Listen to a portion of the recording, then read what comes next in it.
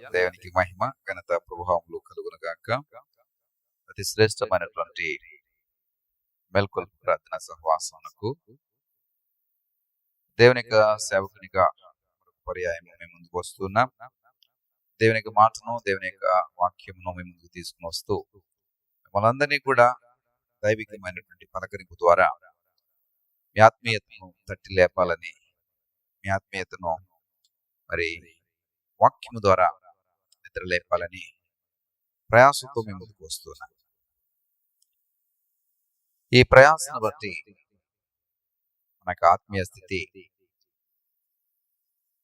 ఏ విధంగా నిద్ర లేపబడుతోంది, ఏ విధంగా ఉజ్జీవింపబడుతుంది, ఏ విధంగా మన యొక్క ఆత్మీయతను మనము మేల్కొల్పులోనికి నడిపిస్తున్నాం అనేటువంటి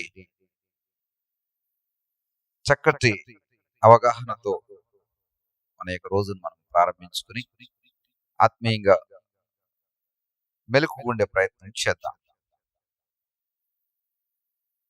రోమపత్రికలో 13వ అధ్యాయం 11వ వచనంలో, మీరు కాలములు ఎరిగి నిద్ర మేలుకును వేళ అయినదని తెలుసుకుని అలాగూ చేయడి. కాలములను ఎరిగి అంటే సమయములను ఎరిగి ఉండాలి. ఆ కాలములలో సంభవించే పరిస్థితులను బట్టి ఆ పరిస్థితులను ఎరిగి ఉండాలి. ఏది సమయోచితమైనటువంటి కాలమో, ఏది సమయోచితమైనటువంటి కాలము కాదో మనం గ్రహించాలి.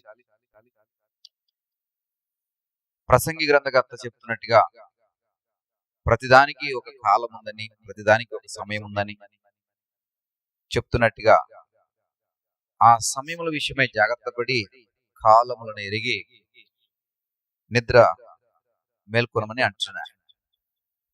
అంటే మన యొక్క దైనందినటువంటి జీవితంలో అలసినటువంటి స్థితిని బట్టి నిద్రపోయేటువంటి నిద్ర అయితే, మనము ఆత్మీయత కలిగినటువంటి క్రైస్తవం అయి కూడా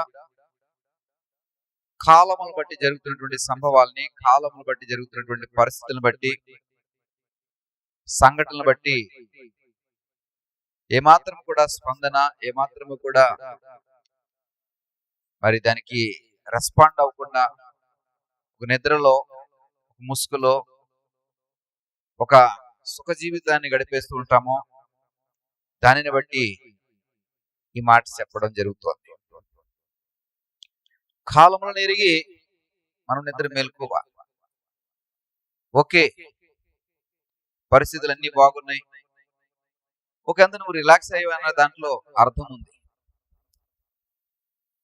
ఇప్పుడు రెస్పాండ్ అవ్వాల్సినటువంటి కాలం కాదు కాబట్టి నేను రిలాక్సేషన్ లో ఉన్నానని అనుకుంటే ఓకే, సమర్థించవచ్చేమో. కానీ కాలములు బట్టి స్పందించవలసిన, కాలమును బట్టి నడుచుకోవాల్సిన, కాలం బట్టి రెస్పాండ్ అవ్వాల్సినటువంటి బాధ్యత మన మీద ఉంది ప్రియ సహోదరుడా. కాబట్టి ఓహో, ఈ కాలం వచ్చింది కాబట్టి మనం మేల్కోవాలి, కష్టకాలం వచ్చింది కాబట్టి మేల్కోవాలి, శ్రమ కాలం వచ్చింది కాబట్టి మేల్కోవాలా, యుద్ధ కాలం వచ్చింది కాబట్టి మేల్కోవాలా, ప్రతికూలమైనటువంటి కాలాలు వస్తున్నాయి కాబట్టి మేల్కోవాలా, ఇరుకైనటువంటి కాలములు వస్తున్నాయి కాబట్టి మేల్కోవాలా. ప్రియ సహోదరుడా, మేల్కోవాలా అనేటువంటి స్పృహ మనకుంటా. ఒక పక్కన యుద్ధములు జరుగుతున్నాయి, ఆధిపత్య పోరు జరుగుతోంది, చెడుకు మంచికి ఎప్పుడు నిర్విరామంగా యుద్ధం జరుగుతూనే ఉంది. క్రీస్తుకి, క్రీస్తు విరోధికి ఎప్పుడు కూడా ఈ ప్రతిఘటన, సంఘర్షణ జరుగుతూనే ఉంది. నిత్య సంఘర్షణలో మనం ఎప్పుడు కూడా కొట్టుమిట్టాడుతూనే ఉన్నాం. మనలో ఉన్నటువంటి బాహ్య పురుషునికి, అంతరంగ పురుషునికి ఎప్పుడు గొడవ జరుగుతూనే ఉంది, పోరాటం జరుగుతూనే ఉంది. ఇలా మరి ఈ యుద్ధ కాలము లేదా సంఘర్షణ కాలము, ప్రతికూలమైన కాలాలు, శ్రమ కాలాలు మనం చూస్తూ ఉన్నాం. కాబట్టి కాలములను ఎరిగి మేల్కోవాలి. మేల్కొని దానికి తగ్గట్టుగా స్పందించాలి. ఆ స్పృహను మనము కనపరచాలి. మన యొక్క బాధ్యతను మనం ఎరిగి బాధ్యతకు తగ్గట్టుగా మనం నడుచుకోవాలి. ప్రియ సహోదరుడా, సహోదరి, ఉదయం వెలుగు వచ్చిందంటే ఒక బాధ్యత నీకు గుర్తు రావాలి. అప్పుడే వెలుగు వచ్చిందా అన్నట్టుగా కాదు. అప్పుడే వెలుగు వచ్చిందా అన్నట్టుగా కాదు. కావలివాడు వేకువ కొరకు, ఉదయం కొరకు వేచి ఉంటాడంట.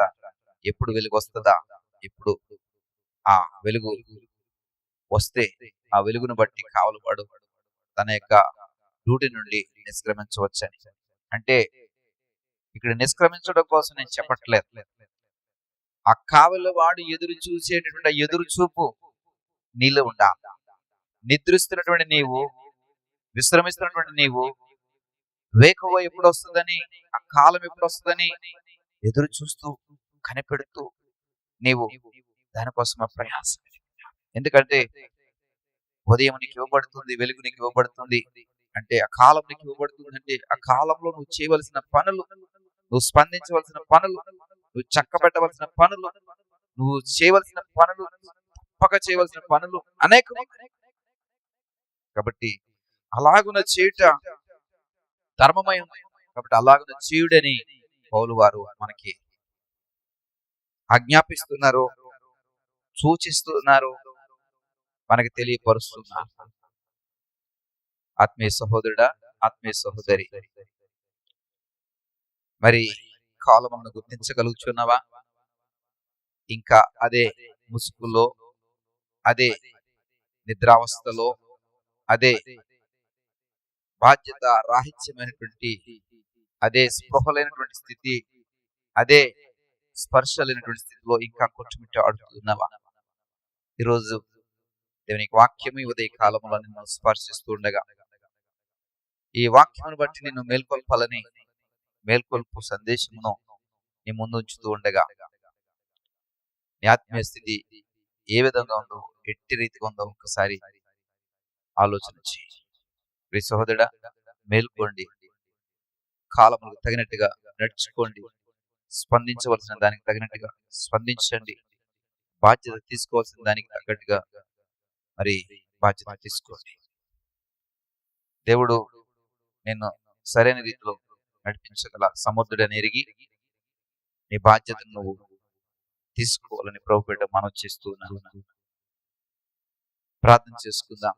దయగల తండ్రి, కృపగలిగిన దేవా, నీ వాక్యం ద్వారా ఉదయ కాల సమయంలో మాతో మాట్లాడారు. కాలంలో తగ్గట్టుగా మేము మేల్కొని ఉండి అలాగూ చేయవలసిన బాధ్యత మా మీద ఉంటూ ఉండగా, ఈ ఉదయ కాల సమయంలో మాతో అందరితో గుర్తు చేస్తూ మాట్లాడారు.